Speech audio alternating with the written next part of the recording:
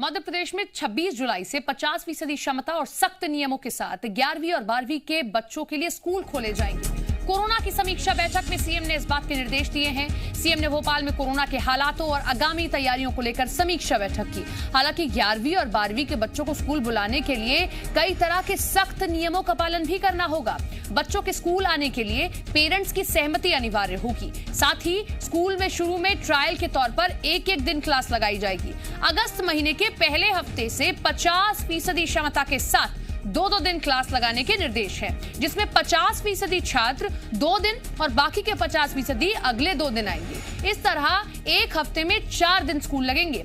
School खोले जाने को लेकर अंतिम निर्णय अभी भी क्राइसिस मैनेजमेंट कमेटियां ही करेंगी। जिन जिलों में कोरोना वायरस का एक भी मामला नहीं है, वहां तो स्कूलों का संचालन शुरू किया जा सकता है, लेकिन इसके लिए भी क्राइसिस मैनेजमेंट कमेटी, जिले के प्रभारी मंत्री, जिला कलेक्टर लोगों को भरोसे में लेकर ही अंतिम फैसला करेंगे। सीएम की अध्यक्षता में हुई इस समीक्षा बैठक में चिकित्सा शिक्षा मंत्री विश्वास सारंग, लोक स्वास्थ्य एवं परिवार कल्याण मंत्री प्रभुराम चौधरी समेत अधिकारी शामिल हुए। इसके अलावा सभी जिलों के प्रभारी मंत्री, अधिकारी वर्चुअल तरीके से बैठक में शामिल हुए। इसके अलावा प्रदेश में रेस्टोरेंट्स रात 11 बजे तक खोले जाएंगे। रात 11 से सुबह 6 बजे तक कर्फ्यू जारी रहेगा। सीएम ने सभी मंत्रियों को भीड़ वाली जगहों पर ना जाने और नियमों के कड़ाई से पालन करने के निर्देश दिए हैं। आकाश हमारे साथ, हमारे सहयोगी जुड़ गए फोनलाइन के जरिए। आकाश, ये बड़ा फैसला सरकार ने लिया है, लेकिन चुनौतियां भी बड़ी हैं, क्योंकि पिछली लहर में भी हमने देखा था जैसे ही स्कूल खोले गए कैसे बच्चे कोरोना की चपेट में आने लगे थे। बिल्कुल, इस समय प्रदेश में कोरोना नियंत्रण में है, इसी के चलते अब स्कूल और कॉलेजेस को खोलने का निर्णय लिया जा रहा है।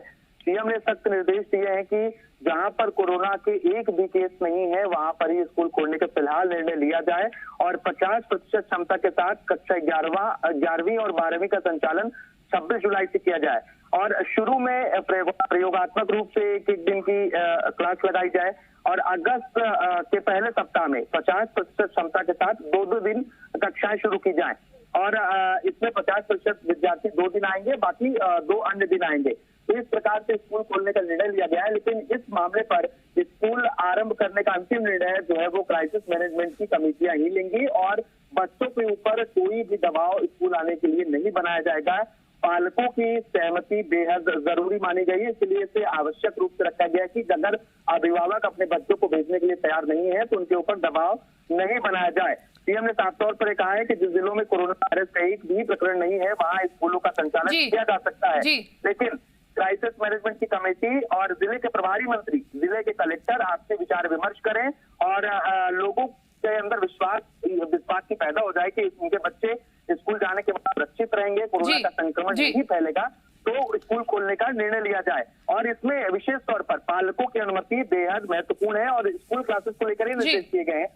सपना की जिस तरह से पिछली बार स्कूल खोले गए कई जगहों पर, तो वहाँ संक्रमण निश्चित तौर पर बड़ी चुनौती यही है कि अब आदेश तो दे दिए गए हैं, लेकिन धरातल पर वो कैसे उतारे जाएंगे और कैसे हमारे बच्चों को कोरोना से बचाया जाए। पढ़ाई के साथ उनका स्वास्थ्य भी उतना ही महत्वपूर्ण है। बेहद शुक्रिया आपका तमाम जानकारी के लिए। शिवराज सरकार को लेकर एमपी कांग्रेस के एक ट्वीट ने एक बार फिर से मध्य प्रदेश की सियासत में जुबानी बयानबाजी को हवा दे दी है। कांग्रेस ने ट्वीट कर शिवराज सरकार पर जमकर कटाक्ष किया। कांग्रेस ने ट्वीट में लिखा, जादूगर शिवराज जी की सरकार सर्कस जैसी। कैसे कैसे मंत्री ऐसे कह रहे हैं कि सेल्फी के 100 रुपये लगेंगे। एक बिजली के खंभे के पास चढ़ा गड्ढा खोद रहा है, एक बता रहा है कि कौन कितने बच्चे पैदा कर रहा है, एक गंज बसोदा की घटना के लिए जर्जर कुएं को नहीं लोगों को जिम्मेदार बता रहा है। कांग्रेस के इस ट्वीट का बीजेपी ने भी जवाब दिया। बीजेपी मीडिया विभाग के अध्यक्ष लोकेंद्र पराशर ने तंज कसते हुए कहा कि शिवराज की सरकार संवेदनशील सरकार है, गिरोह की सरकार नहीं है जो कमलनाथ चलाते थे। उन्होंने कहा कि कमलनाथ की सरकार में एक रेत माफिया था, एक शराब माफिया था, एक टोल माफिया था और ये उनके सरकार के मंत्री खुद बताते थे। तो वहीं बीजेपी के आरोपों पर कांग्रेस ने पलटवार किया। कांग्रेस ने शिवराज सरकार को घोषणाओं की सरकार बताया।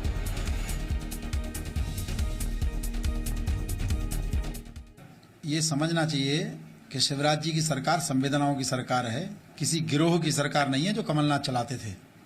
उनके ही मंत्री बताते थे कि हमारी सरकार में किस किस प्रकार के माफिया हैं, इसलिए उनको जो बुरे बुरे सपने हैं वो अपनी सरकार के अभी भी आते हैं। कोई घटना हुई, एक बच्चा गिरा तो सब दौड़ते हैं उसकी तरफ। उसका जो किनारा था इतने लोगों को सहन करने की ताकत नहीं थी उसके अंदर, इतनी शक्ति नहीं थी कि इतने लोगों का वजन झेल सकता। और वो अचानक आई हुई एक घटना थी, एक दुर्घटना थी, उसको उसी भाव में देखना चाहिए। ये राजनीति का विषय नहीं है, किसी के घर के लोग चले गए उस पर घटिया राजनीति करना ये ठीक नहीं। घोषणाबाजी करने के अलावा इनके पास कोई भी काम ऐसा नहीं होता जो नियमित रूप से होता हो। काम होते हैं इस तरह के, सेल्फी खींचेंगे 100 रुपए लगेंगे, नाली साफ करेंगे, गड्ढे करेंगे, बिजली के उस पर खंभे पे चढ़ जाएंगे। इस तरह के काम सरकार नहीं चला करती है। ये बहुत ही अनमेच्योर्ड लोगों के काम होते हैं। सरकार को मंत्री अगर है तो मंत्री को अपनी गरिमा के अनुसार काम करना चाहिए। मैं समझता हूँ कि कमलनाथ जी ने मध्य प्रदेश में सारे माफियाओं को खत्म कर दिया था। आज सारे माफिया खड़े हो गए, खाद माफिया खड़े हो गए, भू माफिया खड़े हो गए, वन माफिया खड़े हो गए, शिक्षा माफिया खड़े हो गए, स्वास्थ्य माफिया खड़े हो गए। सभी शिवराज सिंह चौहान की देन है, क्योंकि शिवराज सिंह चौहान की सरकार सबसे ज्यादा कमजोर सरकार है। भिंड के लाहौर से विधायक और पूर्व मंत्री गोविंद सिंह ने एक बार फिर से अवैध खनन को लेकर सरकार पर निशाना साधा। सरकार पर रेत माफियाओं को संरक्षण देने का आरोप लगाते हुए गोविंद सिंह ने कहा कि वो सरकार के खिलाफ एनजीटी में केस लगाएंगे। वहीं सीएम के पौधारोपण पर गोविंद सिंह ने कहा कि आज सीएम जो पौधा लगा रहे हैं, कल उन्हीं पेड़ों को काटकर बीजेपी नेता अपनी जेब भरेंगे। बक्सवाहा जंगलों को बचाने के लिए कांग्रेस प्रदेश व्यापी अभियान चलाएगी। गोविंद सिंह के बयान पर बीजेपी प्रदेश मंत्री रजनीश अग्रवाल ने पलटवार करते हुए कहा कि कांग्रेस को एनजीटी कोर्ट जाना चाहिए। कांग्रेस सरकार में अवैध खनन का पैसा ऊपर तक जाता था, जिसके बारे में खुद गोविंद सिंह ही बताते थे। अब कांग्रेस पैसा नहीं वसूल पा रही है, इसीलिए अधिकारियों पर दबाव बनाने की कोशिश की जा रही है। एक ट्रक की जगह पे 20 अगर ट्रक निकालने दो, और सभी जगह रेत के जो ठेकेदार हैं उनमें भारतीय जनता पार्टी के मंत्री, विधायक और नेता लिप्त है। वो हर जगह कमीशन ले रहे हैं। ये सब नौटंकी है। इधर पेड़ लगाओ, उधर कटवाओ। पेड़ लगाएंगे, बड़े हो जाएंगे, 10-5 साल बाद तो उसको काट के बेचेंगे। इसलिए जिस प्रकार से ग्वालियर चंबल संभाग में अवैध उत्खनन होता था और उसका पैसा ऊपर तक जाता था, ये स्वयं बताने वाले डॉक्टर गोविंद सिंह जी। तो ये अवैध उत्खनन उनकी सरकार में जिस प्रकार से चला है, खुद कैबिनेट मंत्रियों विधायकों ने उजागर किया है। तो जिसकी दृष्टि वैसी रहती है उसको वैसे ही दिखता है। अब हो सकता है कि उनके अवैध उत्खनन के काम ना चल पाने के कारण ये इस प्रकार के बयानबाजी करके दबाव बनाने का काम अधिकारियों पर कर रहे हों, लेकिन ऐसा हो ना पाएगा। मध्य प्रदेश कांग्रेस अभी से उपचुनाव और मिशन 2023 की तैयारियों में जुट गई है। इसी के मद्देनजर भोपाल में पूर्व सीएम कमलनाथ पार्टी नेताओं के साथ बैठक कर रहे हैं। आज से 4 दिन तक चलने वाली इस बैठक में पार्टी के जिला अध्यक्ष समेत कई वरिष्ठ नेता शामिल हो रहे हैं। पार्टी नेता और पूर्व मंत्री सज्जन सिंह वर्मा के मुताबिक अगले 15 दिन में संगठन को लेकर बड़े फैसले किए जाएंगे। कमलनाथ की बैठक पर उन्होंने कहा कि उपचुनाव को लेकर पार्टी नेताओं की जिम्मेदारी तय होगी। साथ ही साल 2023 के विधानसभा चुनाव के मद्देनजर पार्टी के ब्लॉक और मंडल सेक्टर्स और छोटा किया जाएगा, ताकि लोगों तक प्रभावी रूप से पहुंचा जा सके। उन्होंने कहा कि एनएसयूआई और महिला कांग्रेस की प्रदेश अध्यक्ष के चुनाव को लेकर भी बैठक में चर्चा की जाएगी। प्रदेश कांग्रेस कमेटी पर उन्होंने कहा कि कमेटी को भंग किया जा रहा है और अब दूसरी पंक्ति के नेताओं को कमान दी जानी चाहिए। हालांकि उन्होंने साफ कर दिया कि वो तीसरी पंक्ति के नेता हैं। आपको बता दें कि प्रदेश में खंडवा लोकसभा सीट के साथ ही रेगांव, जोबट और पृथ्वीपुर विधानसभा सीटों पर उपचुनाव होने हैं। मध्य प्रदेश कांग्रेस कमेटी को भंग किया जा रहा है, ये तय हो गया है। तो अब जो नई बॉडी बनेगी वही मजबूत ढांचा बने अभी से। ये बैठकें 2023 के चुनाव के लिए भी हैं। इसको प्रदेश की कमान देने से ये मंथन और चिंतन लगभग हो गया है, और मैं समझता हूँ कि देखिए 10-15 दिन में कई बड़े निर्णय कांग्रेस में। सज्जन सिंह वर्मा के बदलाव वाले बयान पर बीजेपी ने तंज कसा है। बीजेपी के प्रदेश महामंत्री भगवान दास सबनानी ने कहा कि बदलाव पंजाब जैसे होंगे। कांग्रेस में नेतृत्व का अभाव है। बीजेपी ने कांग्रेस में आंतरिक फूट का आरोप लगाया। कांग्रेस के राष्ट्रीय स्तर से लेकर के जिला स्तर तक की स्थितियां ऐसी हैं कि नेता पुत्रों को आगे बढ़ाने का काम वो करते हैं, जिसके कारण कांग्रेस रसातल की ओर जा रही है। 2 सीटें तो हमारी हैं ही, वो तो अर्जित करेंगे ही करेंगे, और जो 2 कमियों के कारण कहीं थोड़ी बहुत कमियों के कारण छूट गई थी, हम वो भी हासिल करेंगे। अर्थात 3 विधानसभा और 1 लोकसभा, चारों भारतीय जनता पार्टी चुनाव जीतेगी। अशोकनगर के दौरे पर गए प्रभारी मंत्री प्रद्युम्न सिंह तोमर गांधीगिरी पर उतर आए। दरअसल मंत्री जी ने पहले तो टेढ़े खंभे और टूटी लाइन देखकर विभागीय अधिकारियों को फटकार लगाई और उसके बाद वो जिला अस्पताल के दौरे पर पहुंच गए। यहां उन्हें व्यवस्थाएं संतोषजनक नहीं मिली। वो सबसे पहले इमरजेंसी वार्ड पहुंचे, जहां मौजूद नर्स और सिविल सर्जन दवाओं के बारे में उचित जवाब नहीं दे पाए। जिसके बाद वो आईसीयू वार्ड पहुंचे तो वहां उन्हें एसी बंद मिला। साथ ही दूसरी व्यवस्थाएं भी ठीक नहीं मिली, जिससे नाराज मंत्री जी ने गांधीगिरी का सहारा लेते हुए अपने गले में पहनी माला सिविल सर्जन के गले में डाल दी और कहा कि वो मेरे हर चीज के बारे में अच्छी तरह जानते हैं। इसी वजह से उन्हें 21 बार जेल भी जाना पड़ा। इंदौर में शराब ठेकेदार गोली मारने की घटना के बाद माहौल काफी गर्मा गया है। ठेकेदार अर्जुन ठाकुर के समर्थकों ने जमकर बवाल किया। समर्थक सिंडिकेट ऑफिस में पहुंच गए और जमकर तोड़फोड़ की। पुलिस के सामने ही जमकर पत्थरबाजी हुई। इससे पहले शराब ठेकेदार अर्जुन ठाकुर को आज सुबह बदमाशों ने ऑफिस में घुसकर गोली मारी थी। बताया जा रहा है कि शराब अहाते को लेकर विवाद में इस वारदात को अंजाम दिया गया। फिलहाल अर्जुन ठाकुर विजयनगर स्थित एक अस्पताल में भर्ती है।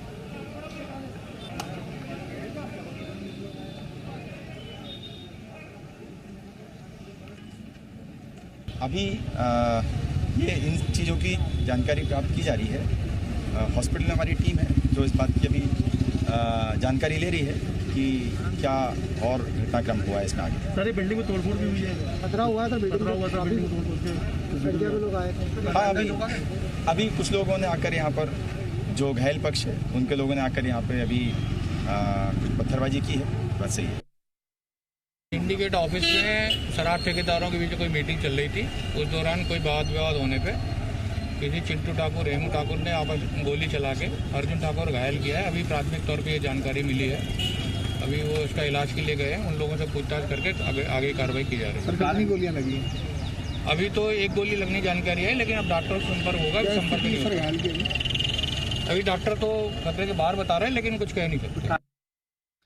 रीवा में सिटी कोतवाली इलाके के निपानिया मोहल्ले में 20 रुपए के लिए मारपीट और फायरिंग का मामला सामने आया और ये पूरी घटना पास में लगे सीसीटीवी में कैद हो गई, जिसमें दिख रहा है कि एक युवक को 5 बाइक सवार कई बदमाशों ने डंडों से पीटा और उसके बाद एक आरोपी ने गोली मार दी। फिलहाल सभी आरोपी पुलिस की पकड़ से दूर हैं। सीसीटीवी फुटेज के आधार पर आरोपियों की तलाश शुरू कर दी गई है। आपको बता दें कि 3 महीने पहले बच्चों में 20 रुपए को लेकर विवाद हुआ, जो मारपीट और फायरिंग तक पहुंच गया।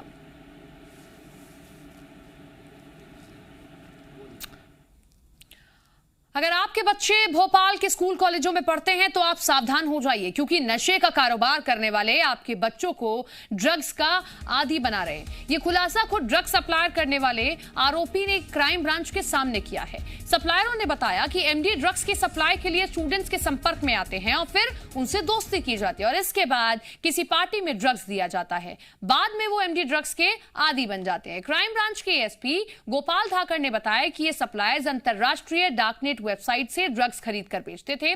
भोपाल में क्राइम ब्रांच की कार्रवाई से परेशान होकर बाद में ये सप्लायर मुंबई से ड्रग्स लेकर आते थे। अशोका गार्डन, पिपलानी और होशंगाबाद रोड पर सबसे ज्यादा सप्लाई होती थी। कोरोना काल में ड्रग्स का धंधा मंदा होने के कारण सप्लायर्स ड्रग्स को दूसरी जगहों पर खपाने की तैयारी में थे।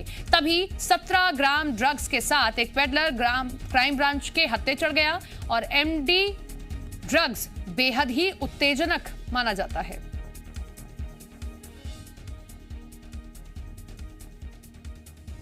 क्राइम ब्रांच भोपाल के द्वारा गिरफ्तार किया गया था। उसमें उनके द्वारा जो है एक अंतर्राज्यीय ग्रोह टाइप का है और बाहर से, प्रदेश के बाहर से लाना एमडीएमए जो ड्रग्स है उसको लाना स्वीकार किया है। उनसे करीब जो है 17 ग्राम जो है एमडीएमए भी हम लोगों ने पकड़ा है। इसकी कीमत करीब 50,000 के आसपास आंकी गई। अभी ये पकड़े ही इसलिए गए कि स्कूल कॉलेज के जो छात्र छात्रा हैं उनको देने की उन्होंने बात स्वीकार की है। हमें सूचना प्राप्त हो गई थी उनको और कहीं बेचना था, उसी बीच हम लोगों को पकड़ा है। नीमच में टीवीएस चौराहे पर एक कार चालक ने बाइक सवार को टक्कर मार दी, जिसमें बाइक सवार गंभीर रूप से घायल हो गया।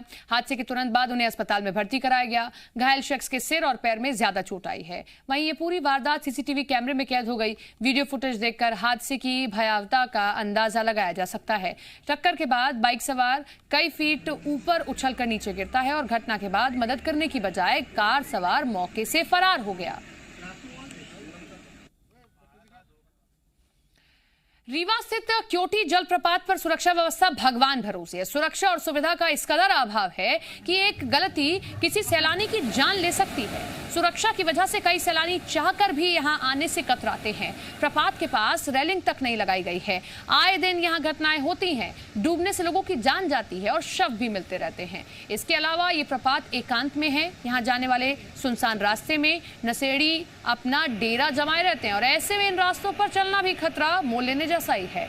क्योटी विंध्य के प्रमुख पर्यटक स्थलों में गिना जाता है। सुरक्षा की दृष्टि से यहाँ प्रपात के पास रेलिंग लगवाना और पुलिस चौकी बनाना बहुत जरूरी है।